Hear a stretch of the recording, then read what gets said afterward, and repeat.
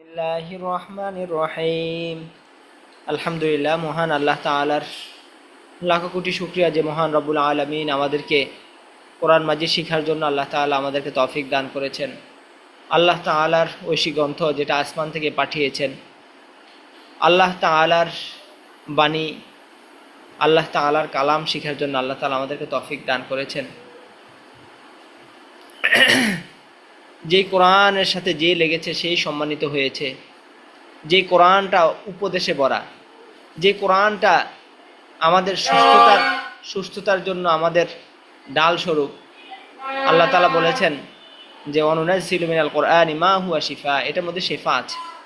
তো আল্লাহ তাআলা এতগুলা ফজিলতের বিষয় এবং এত গুরুত্বপূর্ণ যে ঐশিক গ্রন্থ, তো আসমানি এই গ্রন্থ আল্লাহ তাআলা আমাদেরকে শিখার তৌফিক দান করেছেন। এই জন্য আল্লাহ তাআলার কাছে শুকরিয়া আদায় করছি। আলহামদুলিল্লাহ, আলহামদুলিল্লাহ। আল্লাহ তাআলা এর প্রকৃত সমাজ বুঝ, এ কোরআনের যে উদ্দেশ্যে আল্লাহ তাআলা নাজিল করেছেন সেই উদ্দেশ্য আমাদেরকে বুঝে সেই অনুযায়ী আমল করার তৌফিক দান করুন। তো আমরা পড়তে আসতেছিলাম, এর মধ্যে আমরা গতকালকে পড়েছিলাম হলো নুন সাকিন এবং তানবিনের আলোচনা আমরা পড়েছিলাম।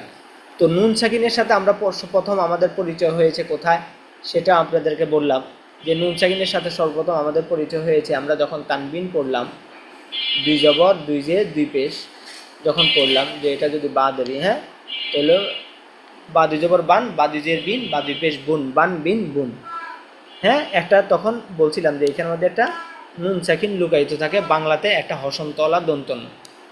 তো এটাকে যদি ভেঙে দেখাই তাহলে এইভাবে, হ্যাঁ, বান বিন বুন, বান বিন বুন, তাহলে এই নুন সাকিনটা লুকায়িত থাকে। তো আমাদের আজকে আলোচ্য বিষয় হলো এটাই, নুন সাকিন আর হলো কি দুই জবর দুই জের দুই পেশ।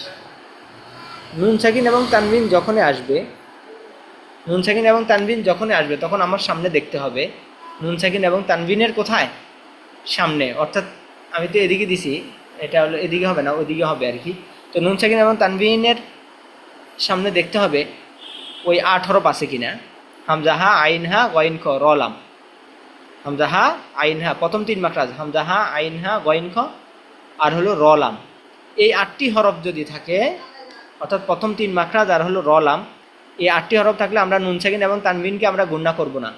ঠিক আছে, নুন সাকিন এবং তানবিন সবসময় গুণনা হয়, কিন্তু এই হরফগুলো এসে গুণনাকে কি করে দেয়, শেষ করে দেয়, গুণনাটা আর হয় না। হ্যাঁ, আচ্ছা। এবার তো এই 8 হরফকে আমরা দুইটা ভাগে ভাগ করছিলাম।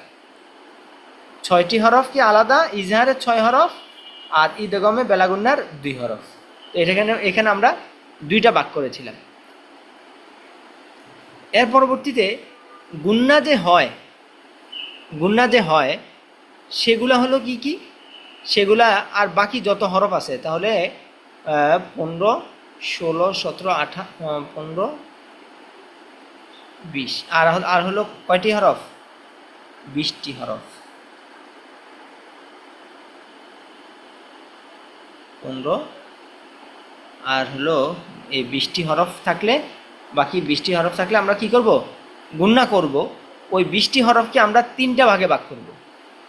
হ্যাঁ, সহজ কথা মনে রাখবো কি, নুন সাকিন এবং তানবিনের পরে 8 হরফ থাকলে গুণনা করব না, বাকি সব হরফ আসলে গুণনা করব। এটা মাথার মধ্যে রাখবো, এটা মাথার মধ্যে, এটা আমাদের সেভ করে নেন। এটা হলো যারা নিয়মকানুন শিখতে একটু কষ্ট হচ্ছে তারা একটু মাথার মধ্যে রাখেন যে নুন সাকিন এবং তানবিনের পরে এই 8 হরফ থাকলে আমি গুণনা করব না, আর বাকি সবসময় পড়বো। তো এখানে এবার একটু বিস্তারিত বলি আর কি। সহজ কথা তো আমাদের মনে রাখতে হবে এই দুইটা কথা, এই 8 হরফ থাকলে গুণনা করবো না, বাকি সবসময় গুণনা করব।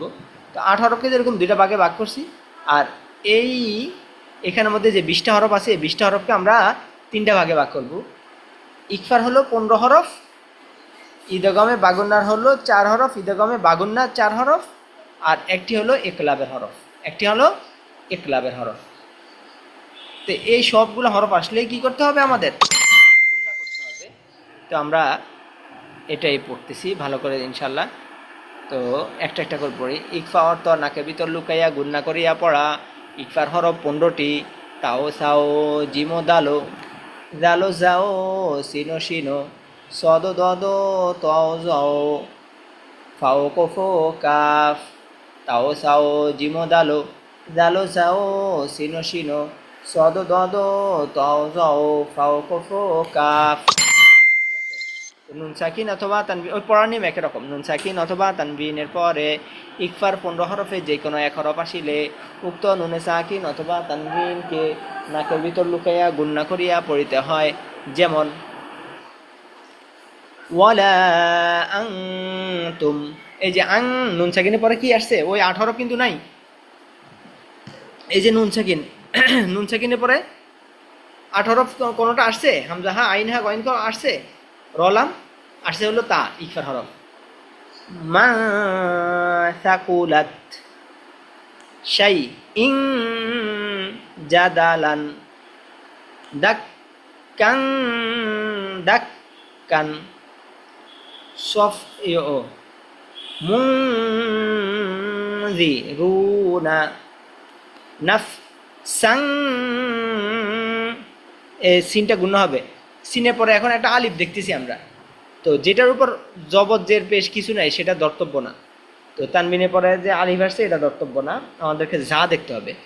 নাফসান জাকিয়াতান মিন সিজিলিন আযাবান শাদীদান সফফান সফফান মান দল্লা, নুন সাকিনের পরে কি আসছে? দদ আসছে। সাঈদান তয়্যিবান, তানবিনের পরে কি আসছে? দালের মধ্যে দুই জবর, এর পরবর্তী ত আসছে। মান যুলিমা আনফুসুকুম রিজকান ক্বালু ইন কাযযাবা ইনশাআল্লাহু। ঠিক আছে, তাহলে এই হরফগুলো আসলে গুণা করব। এর পরবর্তীতে ইদগামে বা গুন্নার 4 হরফ। ইদগাম কেন বলছে?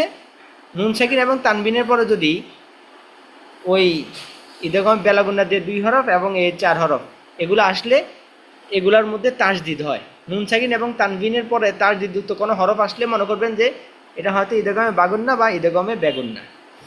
আচ্ছা, তো এগুলোতে যেহেতু তাসদিদ হয় এই জন্য বলা হয়েছে ইদগাম। ইদগাম অর্থ মিলে পড়া। যেমন মাইয়াশাউ, নুন সাকিনের পরে কি আসছে? ইয়া আসছে। মাইয়াশাউ ওয়াহ ইউহা মিন ওয়াকিন খায়রুন ওয়া আবকা মিন মাসাদিন আমানাতাম মিনহু মিন নি'মাতিন শাইআন নুকরান। ঠিক আছে, তাহলে এই 15 হরফ, এ 4 হরফ, তাহলে কয়টা হলো? হ্যাঁ, এ 19টি হরফ। আরেকটি হরফ কি? আরেকটি হরফ হলো বা। আরেকটি হরফ হলো বা। এই বা আসলেও গুণা করতে হয়। তো বার ক্ষেত্রে একটা কাজ করতে হয়, সেটা হলো ইকলাব অর্থ পরিবর্তন করিয়া পড়া।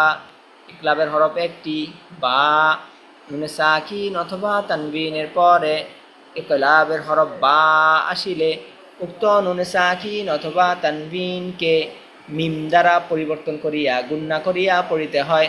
সেখানে ছোট্ট একটা মিম আসবে। হ্যাঁ, নুন সাকিন এবং তানবিনের পরে যদি বা হরফটা আসে তখন ওই নুন সাকিন আর হলো তানবিন, তানবিনের মধ্যে যে নুনটা আছে সে নুনটা মিম হয়ে যায়, আর এই নুন সাকিনটাও মিম হয়ে যায়। ওই মিম উপরে লেখা থাকবে, মিমটা উপরে লেখা থাকবে, আয়াতের মধ্যে লেখা থাকবে। যেমন যেমন মিম নুন জের পড়বেন হলো এই ছোট্ট মিমটা পড়তে হবে। ছোট্ট মিম দেখছেন উপরে ছোট্ট একটা মিম লেখা আছে, এই যে এখানে ছোট্ট একটা মিম, এখানে ছোট্ট একটা মিম, এই যে ছোট্ট একটা মিম, ছোট্ট একটা মিম, এই যে দেখেন একটা পিচ্ছি, এই পিচ্ছি মিমটা পড়তে হবে। নুন সাকিন এবং তানবিনের পরে বা আসলেই এই ছোট্ট মিমটা আসে। হ্যাঁ, তখন ওই ছোট্ট মিমটাকেই পড়তে হয়। তো আমাদের পড়তে হবে কি? মিম মিম জের মিম, বা আইন জবর বা, দাল জের দি মিম বা আদি, মাম বাখিলা মিম বাইনিহিম ফাআমবাতনা আবার তানবিনের মধ্যে যে নুন লুকাইতেছে সেটাকেও মিম দ্বারা পরিবর্তন করে ফেলতে হবে। খবীরম বাসীরন কিরামিম বারারাতিন রিস্ক জাকিয়াতাম বিগাইরি নাফস। তাহলে সহজ কথা আমরা মনে রাখবো, যাদের জন্য একটু কষ্ট হয় মনে রাখতে তারা শুধু একটু মনে রাখবো যে আমরা নুন সাকিন আর হলো তানবিন আসলে আমরা কি করব, গুণনা করব। শুধু নুন সাকিন এবং তানবিনের পরে যদি নুন সাকিন এবং তানবিনের পরে যদি 8টি হরফ আসে, প্রথম 3 মাখরাজের 6 হরফ আর হলো র লাম, এই মোট 8টি হরফ। হ্যাঁ, এই 8টি হরফ থাকলে আমরা গুণনা করব না, আর বাকি সবসময় গুণনা করব। আল্লাহু আকবার কাবীরা।